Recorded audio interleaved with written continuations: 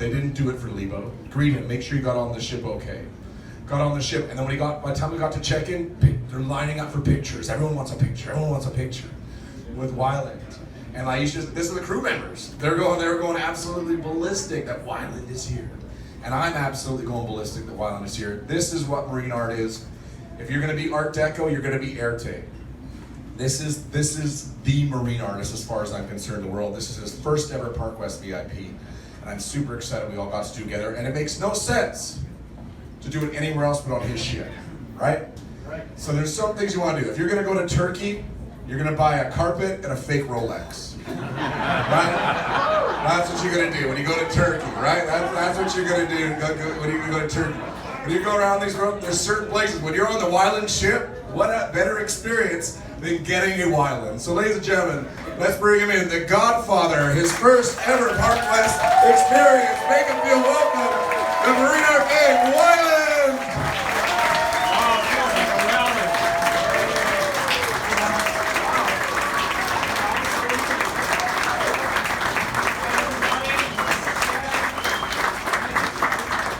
I actually painted this one on the inaugural cruise heading to Alaska. I actually remember painting that one. Yeah. Hey, thanks for coming, guys. Thanks for being part of this cruise, and it's an honor to be here with you. I love being on my ship. You guys see how big I painted my name up there? Anyway, I did that on purpose.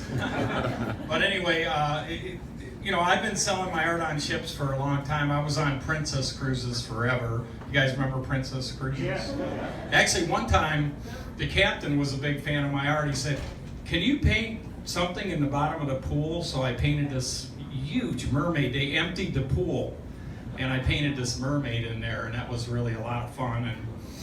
But anyway, I've been doing this for Wyland Galleries' 40-year anniversary. Started in 1978. You've been to Wyland Galleries? Anybody been to my art galleries in Hawaii, California, Vegas, Florida? Yeah, Orlando at Disney. Yeah, I've been doing this a long time. I'm 62. That's young for artists. Yeah. All right? Yeah. Well, most artists that you know, are successful or dead. I didn't like that. That wasn't working for me. In fact, I remember going to art school, art college in Detroit. I went to the Center for Creative Studies. Yeah, Kalamazoo, Bob Seger. So, but I'm a Michigander, you know, far away from the ocean, but surrounded by water. Absolutely, and I'm a water sign, so everything in my life is connected to water, whether it's the ocean, the Great Lakes, and mine is also art and conservation, both equal, and it always has been that way.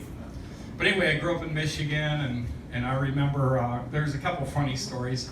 First of all, I painted dinosaurs first when I was 4, and I didn't want to get caught painting, you know, on the walls, you know, murals. So what I would do is take the paint from under the kitchen sink. You know, your parents always had that old paint, you know, awful colors. I made it work.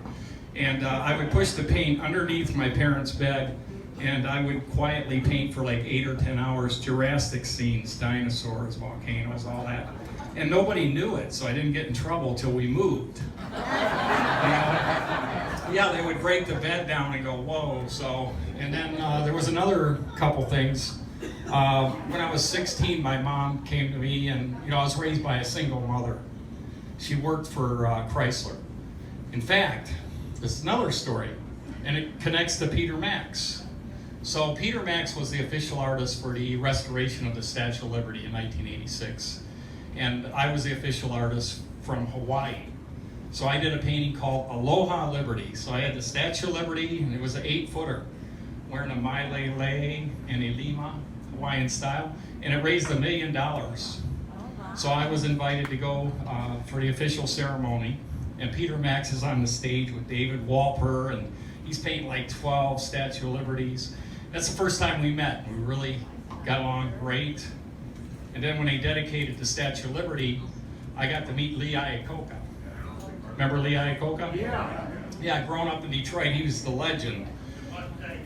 Mustang Man, that's right. Well, Lee Iacocca is amazing. I said, You know, my mom was the first forklift driver for the auto industry, for Chrysler. You know what he says? Darlene? Holy shit! You wonder why these guys are successful. So anyway, yeah, it was unbelievable. So I took a picture with them, and yeah, that was so cool. But anyway, when I was 16, you know, my mom kind of pulled me aside there, and she said, "Hey, you know, your 3 brothers have jobs. Are you going to get a job?" And I looked at her and I said, "I have a job. I'm an artist." And she went for this, guys. She fell for that. But I've been a pure artist since I was 4. I've never had to do anything. I've never had to get a job. And I just wanted to tell all you great collectors, keep collecting, because I don't want to get a real job. So I think I'm okay, though. I think I'm okay. I think I'm going to be okay. I always wondered how a guy from Detroit who painted dinosaurs ended up going into this iconic, as I said, when you think of certain people, like we talked about Dali and Surreal and Picasso and Cubism, but when it comes to marine, you think the name Wyland, but a guy from Detroit who started painting dinosaurs, how did that happen? Well, Jacques Cousteau. You guys remember the undersea? Well,